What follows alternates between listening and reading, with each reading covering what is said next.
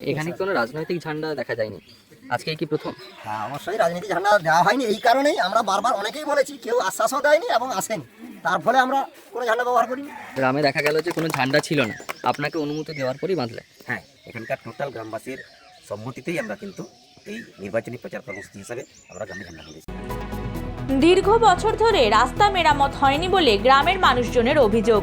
তার উপরে বৃষ্টির জল পেয়ে রাস্তা হয়ে উঠেছে চাষের জমি। পশ্চিম মেদিনীপুরের কেশিয়ারি ব্লকের ঘৃতগ্রাম পঞ্চায়েতের বাঁশগেড়িয়া এলাকার রাস্তার দীর্ঘদিন ধরে বেহাল অবস্থা। বৃষ্টির সময় চলাফেরার দায় হয়ে ওঠে। রাস্তা মেরামতের দাবিতে বিভিন্ন মহলে দরবার করেছেন বলে দাবি গ্রামের মানুষজনের। অবশেষে তারা ঠিক করেন এলাকায় কোনো রাজনৈতিক দলের পতাকা বা ফেস্টুন বাঁধতে দেবেন না। গ্রামবাসীদের দাবির কথা রাজনৈতিক দলের নেতৃত্বের কাছেও হয়তো পৌঁছেছে। বৃহস্পতিবার ওই গ্রামে ব্যানার ফেস্টুন লাগাতে যান বিজেপির নেতাকর্মীরা। সঙ্গে ছিলেন কেশিয়ারি বিধানসভা কেন্দ্রের বিজেপি প্রার্থী ভদ্র হেমব্রম।